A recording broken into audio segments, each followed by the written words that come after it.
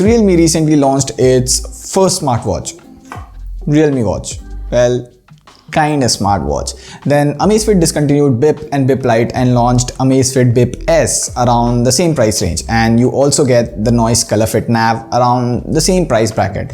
So the question is, which one should you buy? Amazfit BIP S, Realme Watch, noise color Fit Nav, or more importantly, the best smartwatch come fitness band to buy under 5,000 INR? Well, this is Pradeep from TechWiser.com, and to be upfront, Amazfit BIP S is the clear winner. I would put noise color Fit Nav and Realme Watch both in a far second position because both have problems, and for the why, buts and ifs, let's get into the video. But before that, follow us on Instagram.com/TechWiser. We post a lot of exclusive contents and Q&A for this video over on Instagram. We'll be giving away 5 OPPO ENCO M31 to 5 of you lucky people. All you have to do is follow us on Instagram.com/TechWiser, comment on the latest post about your favorite headphones or TWS and why. Details in the description below.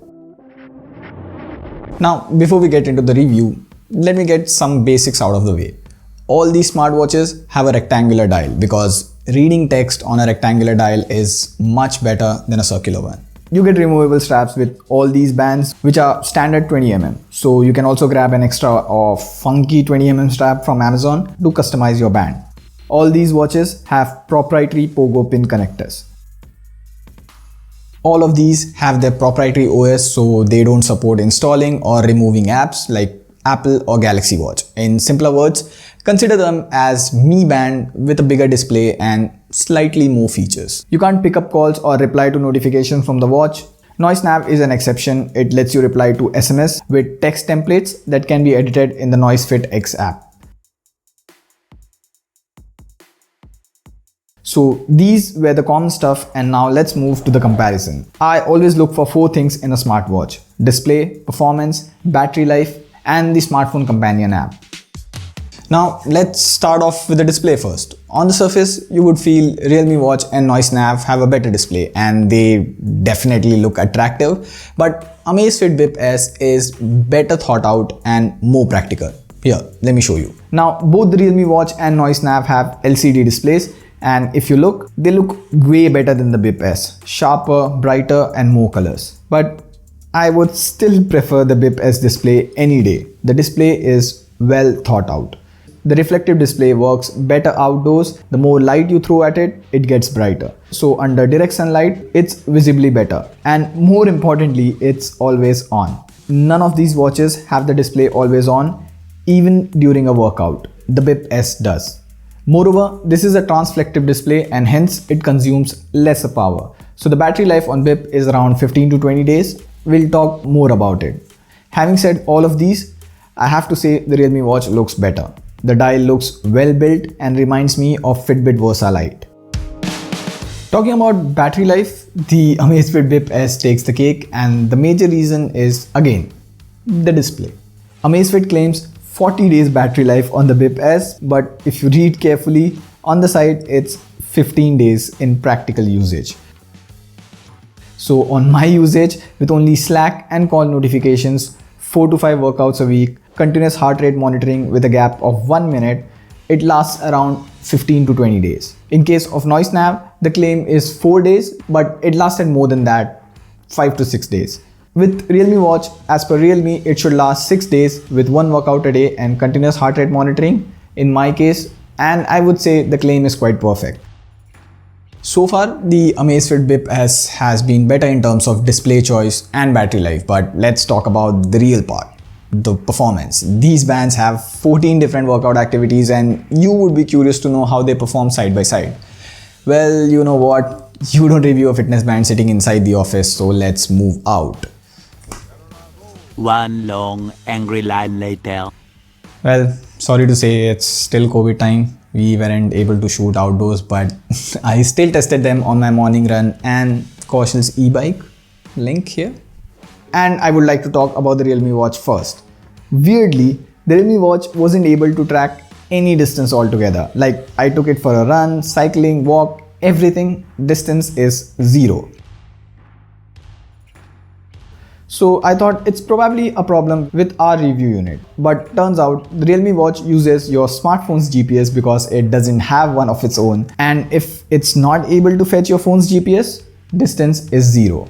I mean, like, have a look. It can get step count, cadence, which is steps per minute, and that's enough. Normally, when you don't have GPS, watches would take your stride length and multiply by the cadence, which gives you the total distance. This calculation happens even in fitness bands like Mi Band or Honor Band. It's really disappointing to see the Realme Watch cannot do that. To fix all of these, you would have to provide the Realme Link app unrestricted access and allow all the time location permission. Anyways, moving on. Unlike the Realme Watch, Amazfit Bip and Noise Nav have inbuilt GPS, which is active only during workouts, so it kicks in right at the moment when you start an outdoor activity.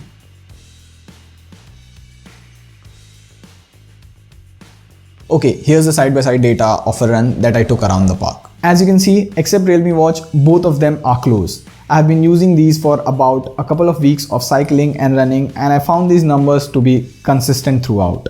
The GPS on both the Nav and Bip S is accurate outdoors.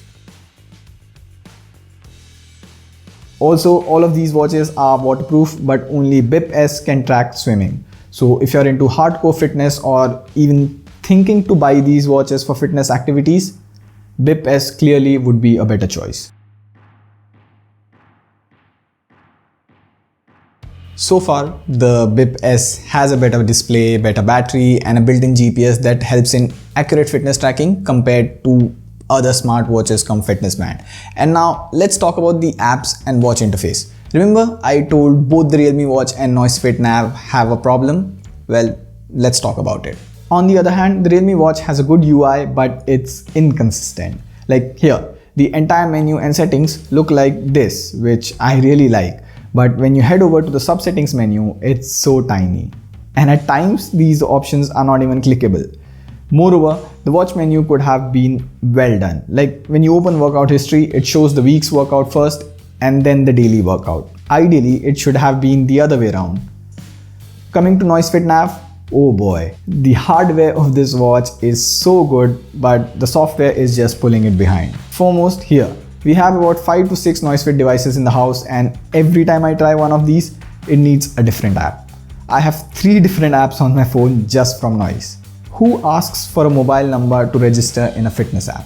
Moving on, it doesn't provide automatic sleep tracking, so you have to set up a time and try sleeping within that duration. It also sends congratulatory notifications like 5 to 10 times a day, and that's just too much. After a point, I just start ignoring the vibration alerts on the watch.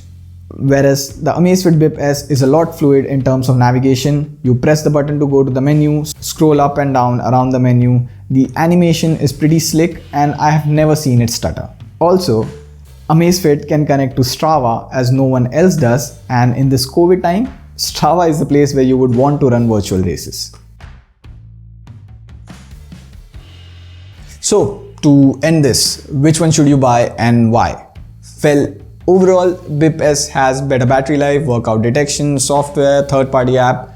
It's just a no-brainer. If you aren't into outdoor GPS-based workouts like outdoor cycling, running, you can even get the Bip S Lite with a cheaper price tag. In case you aren't totally into working out and want something like a watch, Noise Color Fit Nav is still a better choice.